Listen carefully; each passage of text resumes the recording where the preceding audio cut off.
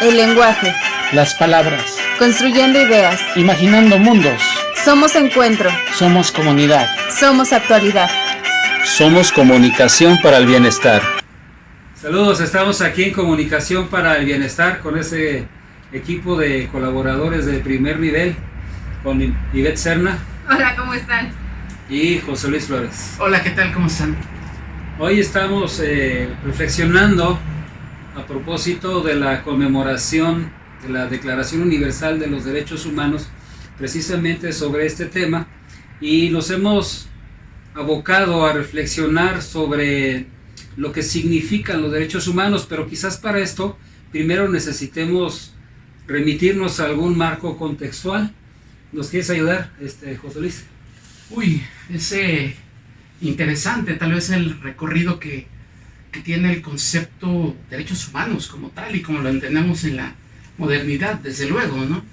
Podemos tener incluso pues algunos atisbos por ahí de los conceptos ya más de derechos humanos vinculados con la política, tal vez con la ciudadanía, incluso ya desde una perspectiva un poquito más moderna en la Revolución Francesa, un poquito ya en la famosa Carta de los Derechos del Hombre y del Ciudadano. Podemos tener ya ahí un documento en donde hay una reivindicación de derechos fundamentales, el derecho a la libertad, como una aspiración y como una herramienta para que funcione un sistema que veía la democracia como algo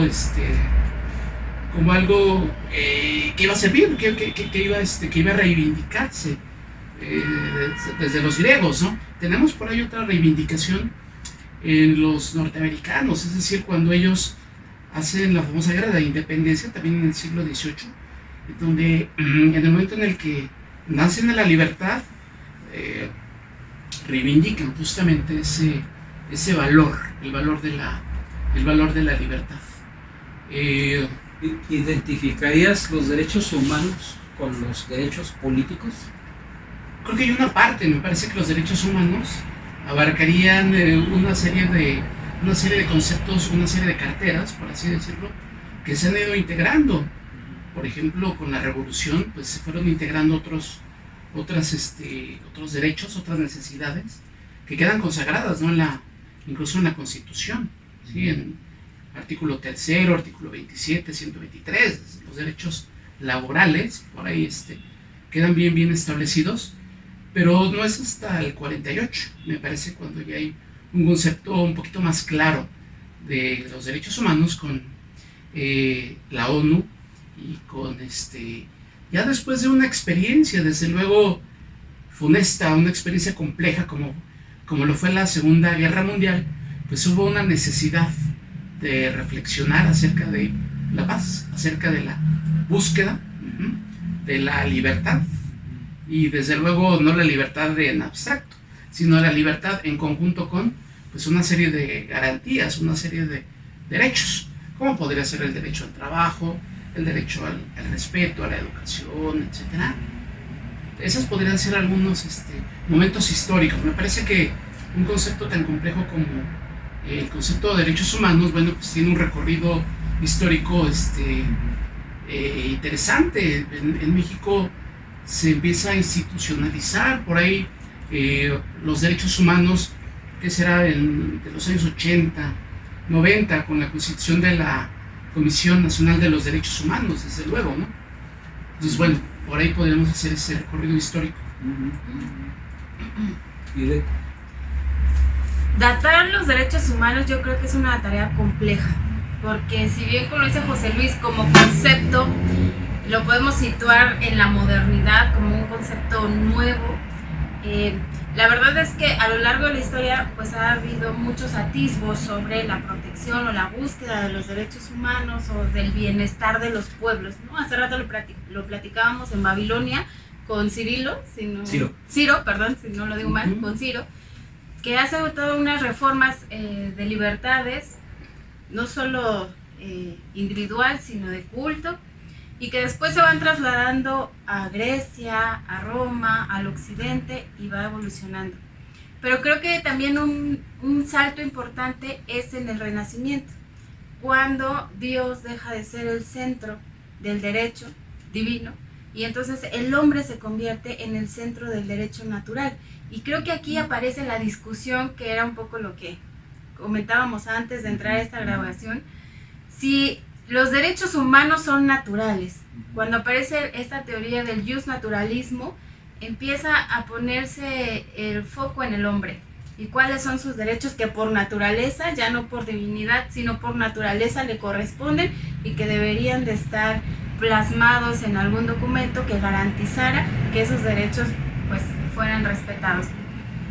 Evidentemente las situaciones de guerra como la Revolución Francesa, la independencia de los Estados Unidos y después sobre todo la Primera y la Segunda Guerra Mundial o la Gran Guerra Mundial, que es otra discusión, ¿no? Después de la Gran Guerra Mundial, y aparece un concepto muy importante en los juicios posteriores, que es la dignidad, o sea, la búsqueda de los derechos humanos como ya no un garante de derechos individuales o de garantías individuales, sino del reconocimiento, del respeto y de la protección de la dignidad humana sin importar la condición en la que se encuentra. Entonces sería de iure o de facto, porque, a ver si entiendo, lo que yo veo es que hay una necesidad, digamos, epistemológica para acercarnos a los derechos humanos, pero si los establecemos como algo de iure, hay una cierta discrepancia con los derechos humanos de facto, ¿no?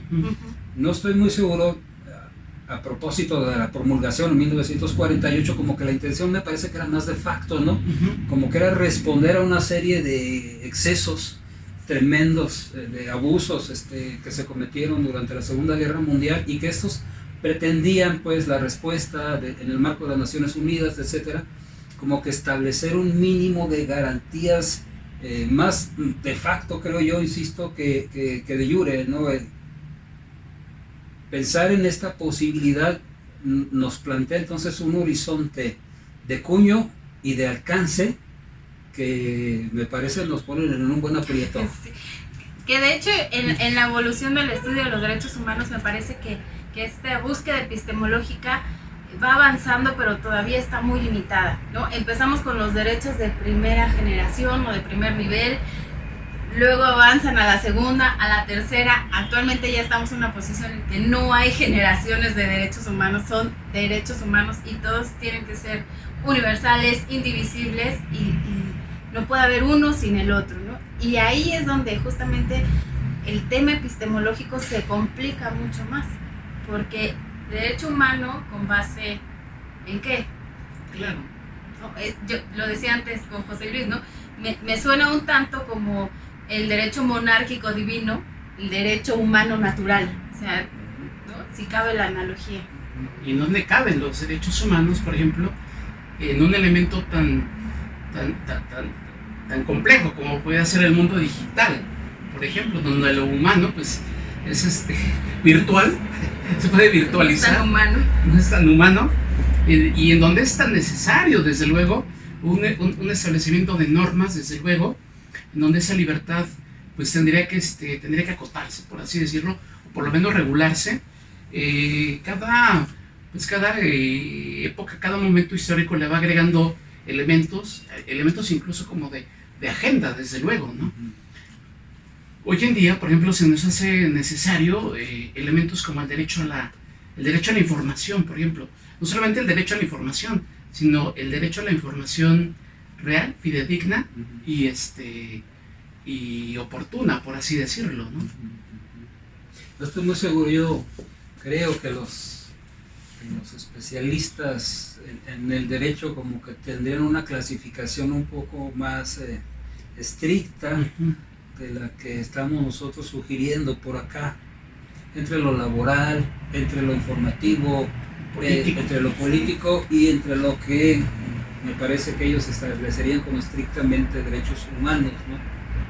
Y por ahí entonces esto que mencionaba Ivette acerca de la dignidad de la persona humana, la dignidad de la humanidad, que implicaría, creo yo, una serie de respuestas a condiciones que vulneran esta dignidad humana, ¿no? Como que estamos en esta posibilidad histórica equivocista, decíamos, platicando de la comprensión de los derechos humanos, o también el riesgo de la comprensión univocista de los derechos humanos, en donde todo parece indicar que necesitamos más una comprensión analógica de estos derechos, no sé. Es complejo, ¿no? Es un tema complejo que creo que es mucho más fácil abordarlo desde la parte jurídica del derecho, porque está más acotado. Sin embargo, yo creo que debe ser una discusión que debe de regresar a lo filosófico, a lo epistemológico y hasta a lo lingüístico, ¿no? El tema de los conceptos. Y acá otro factor es el papel del Estado. O sea, el Estado, los derechos humanos nacen en el entendido que el Estado debe ser el garante de la dignidad humana, ¿no? ¿A cambio de qué? Bueno, pues de ceder algunas ciertas libertades, lo que conocemos como el pacto social. Pero en un contexto en el que los estados están cada vez más diluidos, donde los estados están cada vez más desarticulados, donde el papel del Estado parece ya más sujeto a lo administrativo que a generar condiciones de bienestar generales, o que no sean otros indicadores que el económico. O sea, ahí la discusión se pone más interesante, incluso si nos situamos en un contexto económico neoliberal, donde la desigualdad es necesaria para el equilibrio del sistema. ¿Cómo hablas de derechos humanos en estos contextos? A ver, en el 48, cuando se promulgan, estamos saliendo de la Segunda Guerra Mundial. Me parece un cierto auge de los derechos humanos internacionalmente hasta más o menos el año 2000, ¿no? En México y en muchos otros países. Pero bueno, con lo de las Torres Gemelas hay una nueva crisis de aceptación, de promoción, de defensa de los derechos humanos. Y esta crisis del Estado, de la que habla Ivette, no sé hasta dónde también es consecuencia del modelo económico global que ahora mismo está en crisis, ese modelo. Lo que me parece que entonces habilita que haya condiciones para una nueva comprensión del papel del Estado, ¿no? No sé, por lo menos en América Latina, en el sur, México mismo, hay una cierta transición que muchos critican como que no es comunismo. Yo estoy de acuerdo que no es comunismo, pero tampoco me parece que sea un modelo neoliberal clásico, ¿no? México firma un convenio con Estados Unidos de comercio, hay una serie de instrumentos también comerciales a propósito de la vacuna para el COVID, etc. Sin embargo, también hay expresiones regionales en diferentes países que sí empujan, digamos, la causa del bienestar, ¿no? No sé si la comprensión de los derechos humanos también esté replanteándose, reformulándose de manera regional. Pues ojalá, desde luego que sería una aspiración, yo creo que no nada más regional, sino a nivel global. Obviamente, pues esa nueva comprensión tendría que agarrar agendas a nivel regional y también a nivel local. Concuerdo en lo que comentabas con respecto al papel del Estado, ¿no? El papel del Estado frente a un modelo sí, bien complejo, ¿no? En donde tal parece que el consumo, en donde tal parece que esa perspectiva neoliberal pues se pone por encima de otros elementos que también son importantes para conseguir el bienestar. De hecho, el bienestar pues ha sido como muy rezagado. La búsqueda de la felicidad, por así decirlo, pues no son elementos que sean considerados como un factor de desarrollo, por ponerte un ejemplo. Desde luego esta perspectiva, esa nueva perspectiva regional, esa nueva perspectiva local y nueva perspectiva global, por así decirlo, tendría que ir acompañada de una reflexión novedosa acerca tanto del papel del Estado, ¿sí? Para, no sé si utilizar la palabra garantizar o vigilar el cumplimiento de los derechos humanos, y también ir integrando pues estas agendas novedosas, como las que comentaba hace ratito, el derecho a la información, el derecho a la salud, la búsqueda del bienestar, desde luego, ¿no? Se habla mucho de la paz, por así decirlo, ¿no? Se habló mucho de la búsqueda de la paz, sobre todo después del 48, pero la paz también como muy en abstracto. Sí, tendría que haber una paz, pero acompañada desde luego, con bienestar, con justicia, desde luego, ¿no? O sea, la palabra justicia pues, es una palabra que cobra nuevas dimensiones, o que cobra dimensiones especiales, por así decirlo, en esta región, ¿no? Yo creo que hay un replanteamiento importante. Sin embargo, creo que todavía es sectorial. Es decir, hay agendas muy marcadas. Se habla de los derechos humanos de los pueblos indígenas, de los derechos humanos de la diversidad sexual, de los derechos humanos con perspectiva de género, ¿no? Están sectorizadas. Y en los presupuestos y en las políticas públicas no se habla un presupuesto con perspectiva de género, ¿no? Cuando yo creo que lo que deberíamos de aspirar es a un presupuesto y a una agenda pública con perspectiva de los derechos humanos. O sea, que no haya esta sectorización, que es importante, por supuesto, porque cada agenda tiene sus matices, pero si nos situamos en la dignidad humana y que ese sea el foco, creo que lo demás puede ir fluyendo de manera más fácil. Esta defensa, digamos, entonces, o protección, salvaguarda, garantía de la dignidad humana en México, que es un mosaico complejísimo de sujetos de derecho, ¿no? Las minorías de todos los pueblos originarios, la raíz negra de México, que no termina de ser del todo reconocida ni aceptada, mucho menos defendida, ¿no? Además de todo esto que mencionaba Ivette, y otras minorías, ¿no? Religiosas, por ejemplo. Los migrantes. Los migrantes en tránsito, los desplazados internos, de estado a estado, de región a región, ¿no? Desapariciones forzadas. Y hay entonces ahí, me parece, una necesidad epistemológica para ver a los derechos humanos entonces de facto, más que de jure, ¿no? Hay una serie de grupos vulnerados, no vulnerables, vulnerados por el sistema, que necesitan un mínimo de justicia, ¿no? Un mínimo de justicia. Y ahora, en México, estamos en una coyuntura con una dinámica de alternancia, con mucha resistencia, con aquella curva de aprendizaje, con todo un entramado jurídico que había hecho, me parece, un instrumento político, la impartición de la justicia y desde luego el derecho humano, ¿no? Se vuelve incluso un instrumento a veces para el golpeteo, y ahora se abren nuevos escenarios. Cada vez hay más, por ejemplo, militares en México sentados en el banquillo de los acusados. Vemos la toma de las instalaciones en el centro histórico de la Ciudad de México, ¿no? Un incremento de violencia de género, por lo menos lo que se reporta a través de 911, un incremento en el número de feminicidios, etcétera. ¿Cuál es la situación de los derechos humanos en México? Ahorita que dijiste que hay un incremento en esas cuestiones de violencia de género, desapariciones forzadas, etcétera, hay una parte que se denuncia, pero hay otra parte que no se denuncia. Y me parece que hay una parte mayoritaria que no se denuncia. Hay una serie de violencias a nivel micro, macro, etcétera, a muchos niveles, que, número uno, no se denuncia. Número dos, cuando se denuncia, muchas veces no se le da un seguimiento.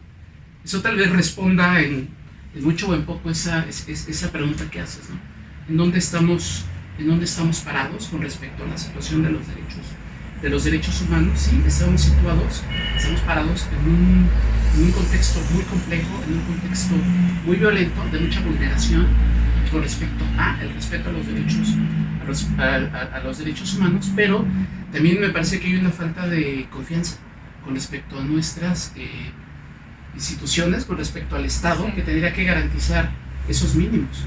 Ese mínimo que es levantar el teléfono, hacer una denuncia y esperar que sea investigada de manera eficiente, ¿no? Esa vulneración a mis derechos humanos, ¿no? Desde luego hay otras agendas, hay otros elementos, de ese México vulnerable, ¿no? El periodismo es cada vez más complejo, ¿no? El ejercerlo aquí en México, cosas que se están discutiendo, como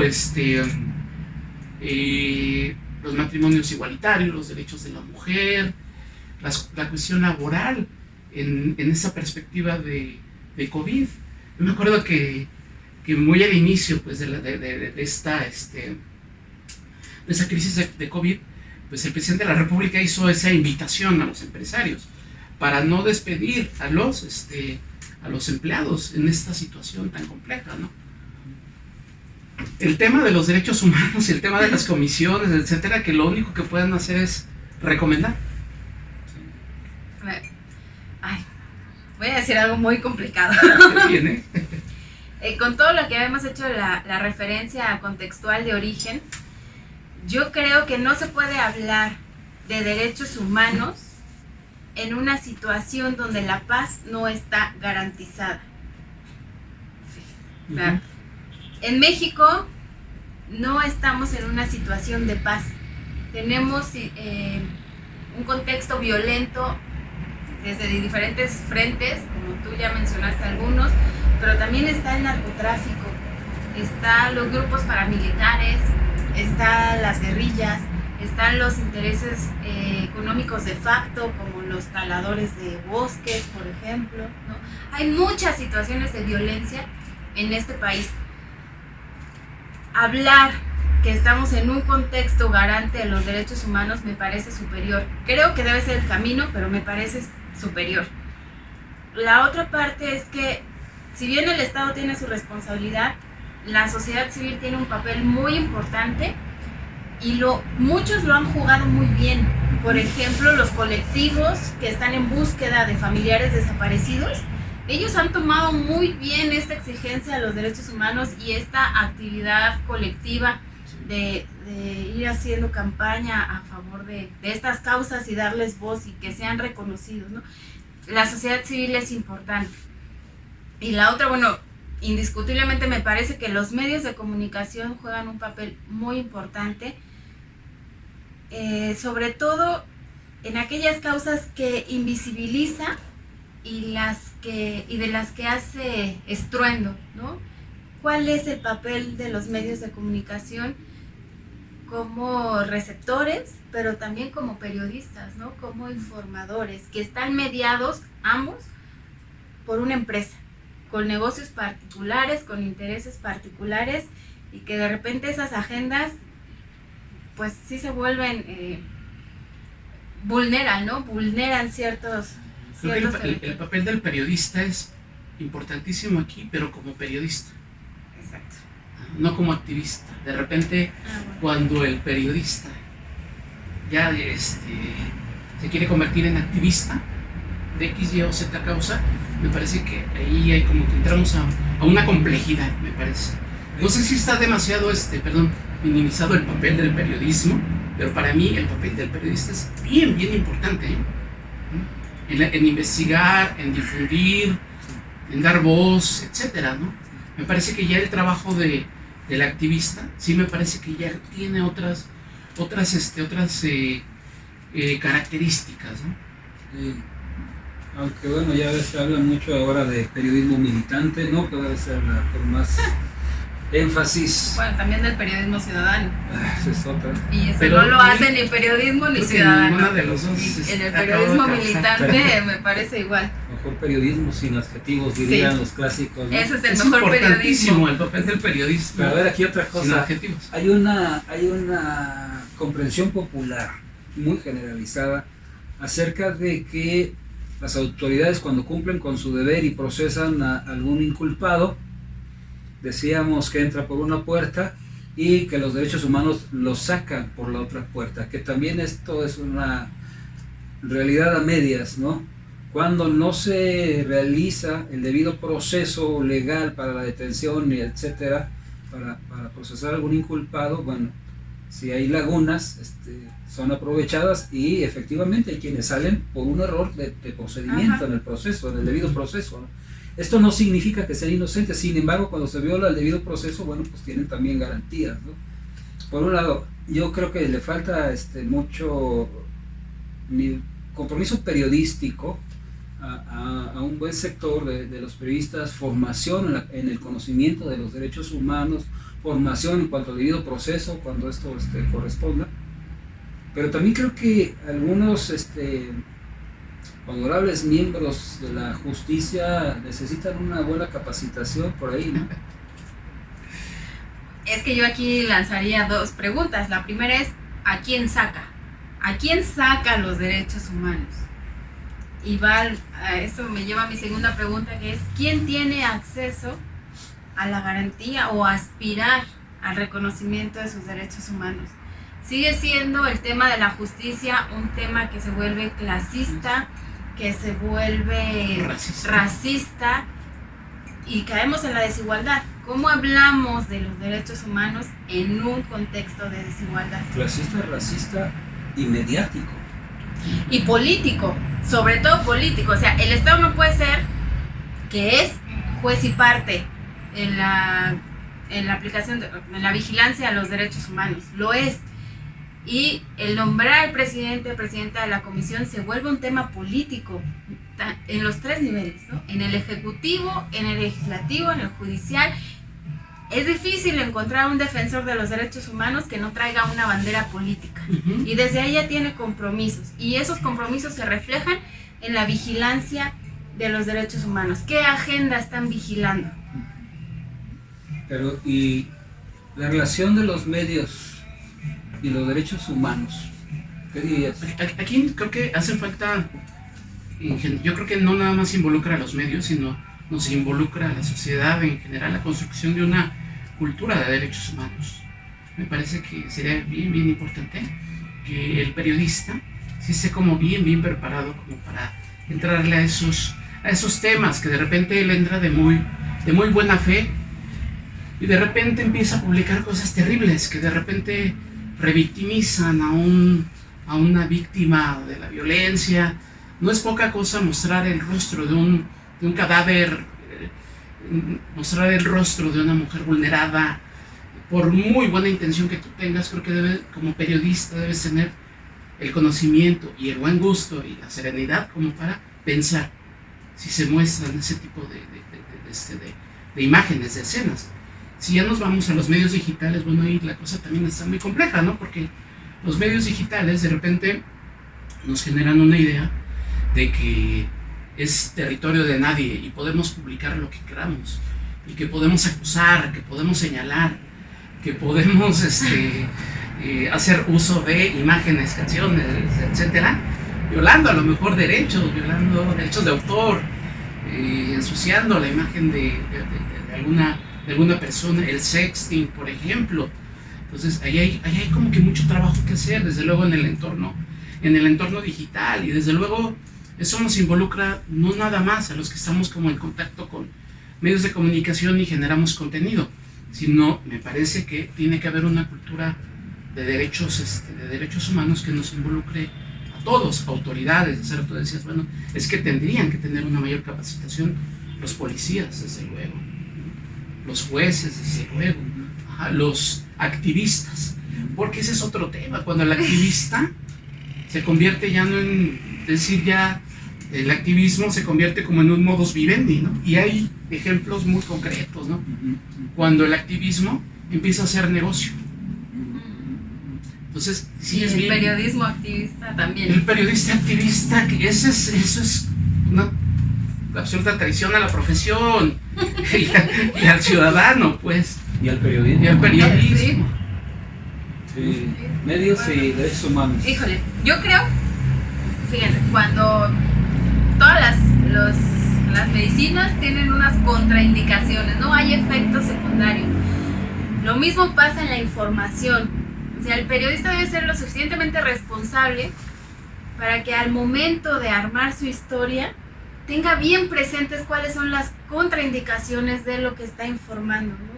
Cuáles son los alcances, no nada más pensar en el impacto amarillista o estridente o de escándalo O comercial. o de prestigio personal en ese momento, sino que debe ser lo suficientemente profesional para medir cuál es el alcance de lo que está informando. Y hace rato yo les decía, es que, por ejemplo, yo no entiendo qué se premia, perdón, aquí no quiero ofender a nadie, pero qué se premia en el Premio Nacional de Fotografía. ¿Qué se premia? ¿La tragedia humana? ¿El despojo de la dignidad humana? ¿Qué se premia ahí? ¿No? Cuando un periodista recordaba la nota de estos niños del centro histórico que ahí pasaron por situaciones violentas, ¿no? Perdieron la vida, y van unos periodistas al domicilio señalado por las autoridades, y entonces se quejan porque los corren del domicilio y no los dejan hacer su trabajo, cuando quienes están violando la intimidad personal de esa familia o de ese grupo son ellos, ¿no? Sin importar quiénes sean ni qué hayan hecho, no importa, son seres humanos. Pero parece que cuando se revictimiza a alguien, también se le despoja de esa capacidad humana, ¿no? Y hablábamos de otros titulares, como los monstruos de Ecatepec, ¿no? O sea, no son humanos, son monstruos de Ecatepec, y esa es una gran responsabilidad. Sí, comparto la crítica, aunque también un poco en lo que decía José Luis hace rato, ¿no? Uno de los grupos vulnerables en México también son los periodistas, Sin ¿no? duda, Claro. sin duda. Y hay un sector, me parece, periodistas que reivindican la profesión Sí. y sacan Así la como hay casta, traidores, Sí, hay sí, muy bueno. gente que sí. es muy buena. que incluso se pone en riesgo por el manejo de alguna información delicada que publican, ¿no? Y hay, bueno, muchos ejemplos que han caído incluso a consecuencia de su trabajo periodístico, que también son vulnerados pues en su dignidad humana, aunque bueno, también está todo esto que se ha mencionado. Estamos por concluir este programa, no sé si quisieran agregar algo más. Insistir en que hace falta esa construcción de una cultura de derechos humanos que nos involucre, desde luego a los que generamos contenidos, a los que estamos en aula, ¿sí? A la gente que imparte justicia, o policías, a mujeres, a hombres, etcétera. Me parece que hace falta esa cultura, ¿no? Que nos involucre, que nos haga ver el país y el mundo como una comunidad, justamente, ¿no?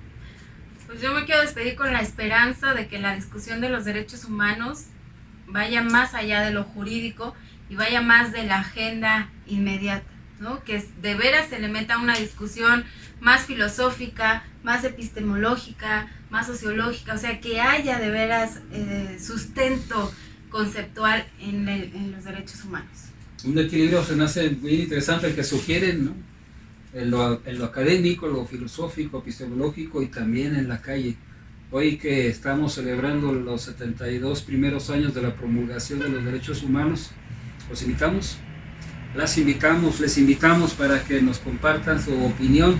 Tenemos nuestros canales de comunicación abiertos en Comunicación para el Bienestar, en Twitter, en Facebook y desde luego en YouTube y nuestra página web. Saludos. Hasta luego.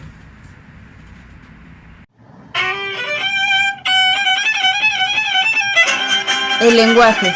Las palabras. Construyendo ideas. Imaginando mundos. Somos encuentro. Somos comunidad. Somos actualidad. Somos comunicación para el bienestar.